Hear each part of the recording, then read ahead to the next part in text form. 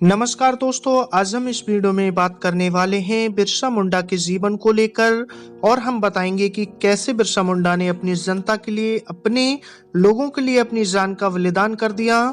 तो इस सारी चीजें मैं आपको इस वीडियो में बताने वाला हूं। तो आइए वीडियो को स्टार्ट करते हैं। बिरसा मुंडा एक आदिवासी नेता और लोक नायक थे। ये मुंडा जाति से संबंधित थे। वर्तमान भारत में रांची और सिंह भूमि के आदिवासी बिरसा मुंडा को अब बिरसा भगवान कहकर याद करते हैं। मुंडा आदिवासियों को अंग्रेजों के दमन के विरुद्ध खड़ा करके बिरसा मुंडा ने यह सम्मान अर्जित किया था। 19वीं सदी में बिरसा भारतीय स्वतंत्रता आंदोलन के इतिहास में एक मुख्य कड़ी साबित हुए थे। तो आइए जानते हैं इनके जीवन से जुड़ी कुछ बातें।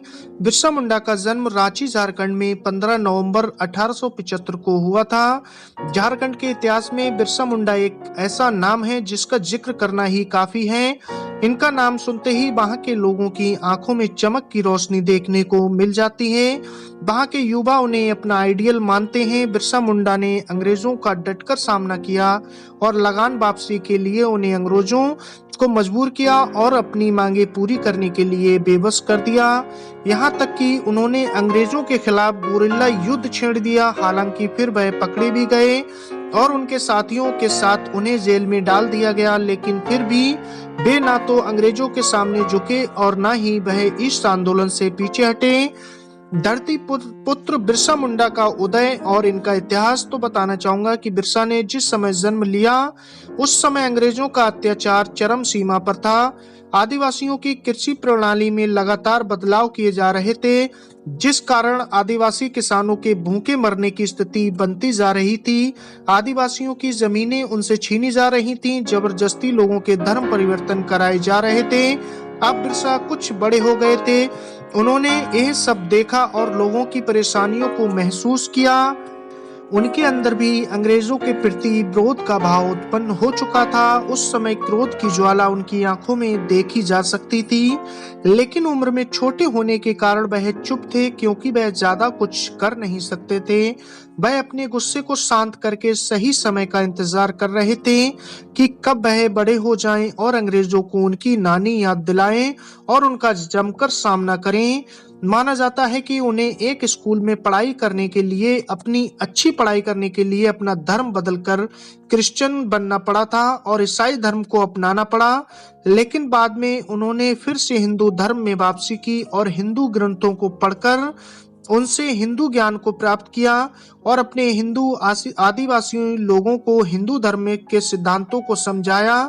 उन्होंने लोगों को बताया कि हमें गाय की पूजा करनी चाहिए और गौ हत्या का विरोध करने की सलाह दी।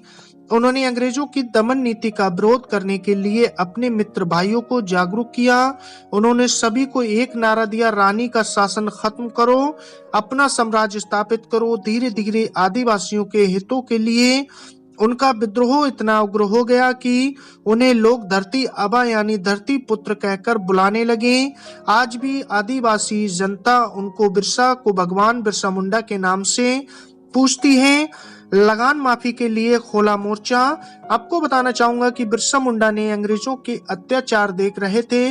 कुछ समय बाद अंग्रेजों ने आदिवासियों की जमीनों पर कब्जा करने लगे, क्योंकि आदिवासी उनको लगान नहीं दे पा रहे थे। ये सब उनसे देखा ना गया और उन्होंने खुलेआम बिना किसी डर के अंग्रेजों के साथ विरुद्ध विद्रोह की घोषणा कर दी। उन्होंने कह दिया कि वह किसी भी अंग्रेजों के नियमों का पालन नहीं करेंगे और उन्होंने अंग्रेजों को ललकारते हुए कहा, हमारी जमीनें छीनना इतना आसान नहीं है। ये जमीन सदियों से हमारी है, इन पर केवल हमारा अधिकार है। ये तुम लोगों के लिए अच्छा होगा कि तुम लोग सीधे तरीके से अपने देश लौट जाओ, वरना हम तुम्हारा क्या करेंगे इस बात का तुम लोगों को अंदाजा भी नहीं है। हम तुम्हारी लाशों के ढेर लगा देंगे। लेकिन शासन ने यह सब अनसुना कर दिया और बिरसा को उनके साथियों के साथ गिरफ्तार कर लिया गया। दिनांक 9 अगस्त सन 1895 को पहली बार बिरसा को गिरफ्तार किया गया, लेकिन उनके साथियों ने उनको रिहा करा लिया। यहीं से देखा जाता है कि बिरसा का रूप जेल से बाहर निकलने के बाद क्या हुआ और उनके आंदोलन ने किस तरीके से गति पकड़ी। तो बताना चाहूंगा कि बिरसा की गिरफ्तारी के कारण लोगों में अंग्रेजों के खिलाफ आंदोलन की आग बढ़ चुकी थी। बिरसा जब जेल से निकले तो उन्होंने इस आग को ठंडा नहीं होने दिया। उन्होंने इस संघर्ष में सक्रिय लोगों से सहयोग मांगा और अनेकों छोटे छोटे संगठन बनाए। डोम्बारी पहाड़ी पर मुंडाओं की एक बैठक हुई जिसमें अंग्रेजों के खिलाफ संघर्ष की रणनीति बनाई।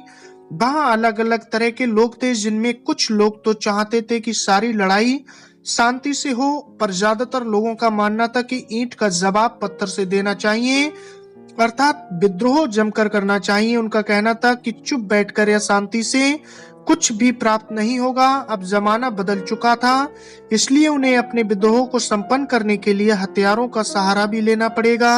बिरसा मुंडा ने इस पर मुहर लगा दी और यहीं से शुरू हो गया हथियारों का विद्रोह।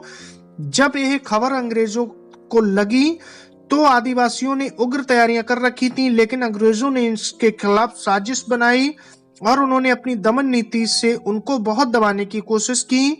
इस आंदोलन से जुड़े केंद्रों पर छापे मारे और जमकर लोगों को गिरफ्तार भी किया। निर्दोष लोगों को पीटना, आम आदिवासी जनता के साथ बहुत अत्याचार हुआ। यहाँ तक कि आदिवासियों के घर संपत्ति तक अंग्रेज सैनिक लूट कर ले गए।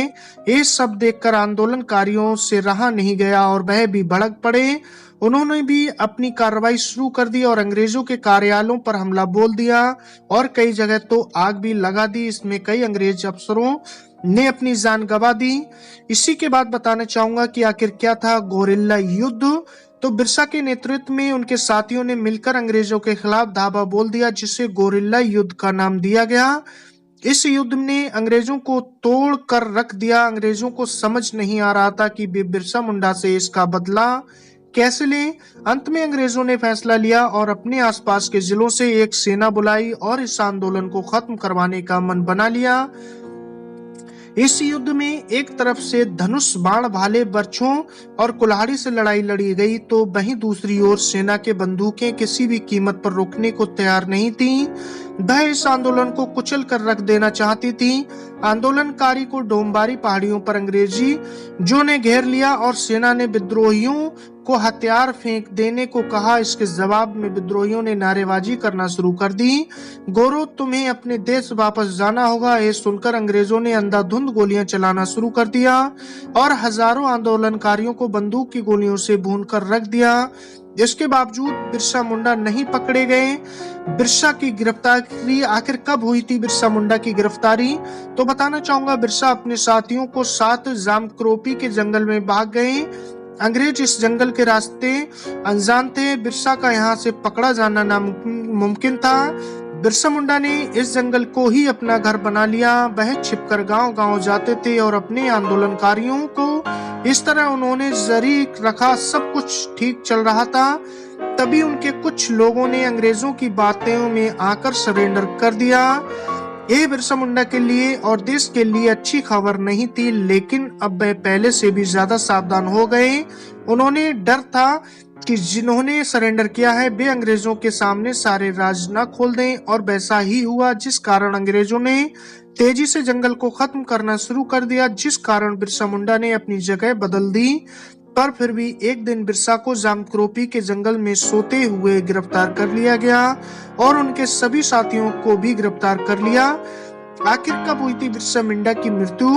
तो जेल में ही बिरसा ने अपनी बची खुची से अंतिम सांसें ली और 9 जून सन 1900 को रांची में उनकी मृत्यु हुई।